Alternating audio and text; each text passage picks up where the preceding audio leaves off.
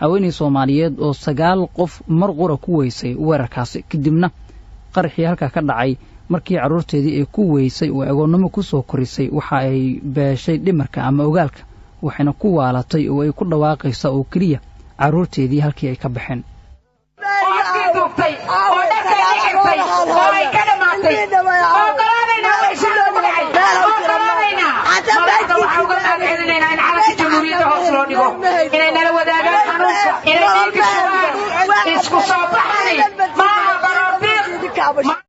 gabar magaceeda qarisay ayaa la ooysay xanuunka iyo walaaca ay ka qaaday dhibaatadii ka dhacday shalay isgoyska Zoobe ee magaalada Muqdisho oo boqolaal dad ah Soomaaliyeed ay ku dhinteen waana markii ugu horeysay taariikhda dad mar qura 100 gaaraya oo ay dhintaan waxay gabadhaasi ummadda Soomaaliyeed ugu baaqday inay midoobaan dhibkii dhacayna ay noqoto cashir la qaatay oo aysan dib u soo laaban in qof kale oo Soomaaliyeed macna daro u dhinto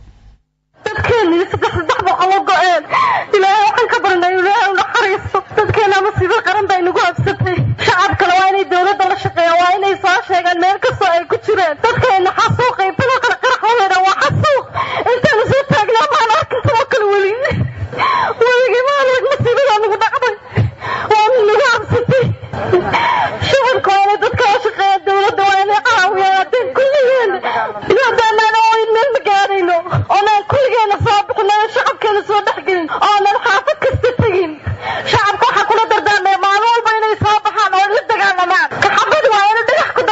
أنا waxaan qabaa inaysan haween mid uur leh mid masaakiina mid odaya mid culima mid dambi galay mid aan dambi galin aysan raadinayn ay raadinayaan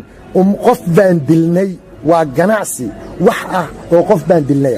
marka dadka haday dilayaan dadka dawladda iyo ciidamada iyo u shaqeynaya hadileen ee la dagaalamaya xaasaskii caruurta inay ku soo noqdaan ujeedadoodu ma ahan inay dagaal iyo ummad Soomaaliyeed rabaan ujeedadoodu waxa weeye qandaraaskii ay wateen intaasan maanta soo dilnay weeye ma ahan dad shacab Soomaaliyeed iyo ummad Soomaaliyeed oo xaas iyo habar iyo oday iyo wiil u kala naxaya ma ahan waa qandaraas ay wataan waxay dilaan baa loo qorayaa oo raadinayaan ma ahan kuwa dan kale ama ujeedo kale leh ummadda Soomaaliyeed waa ummad hal diin leh waa ummad islaam ah waa ummad hal ujeedo leh ma ahan in caalamka iyo dalkaba argagixisa naloo aqoonsado waa shay foolxun waa in dhalinyarada Soomaaliyeed ee mustaqbalka soo socda dalkooda iyo dadkoodaba ay u istaagaan kana difaacaan kooxaha dhiigyacabka uubatada jid iyo jaadiidka ilaahay xariiqiisiyo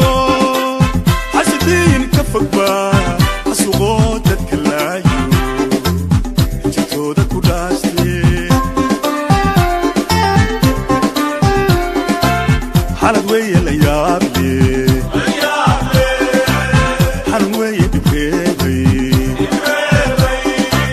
xasuusaan godin weeye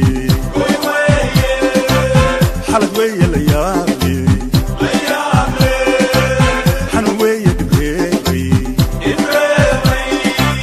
xasuusaan godin weeye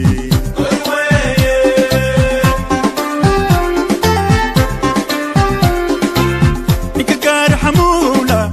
kimikoo ku xashaysan intuu xoog kala waayay barda meel ku xaraysan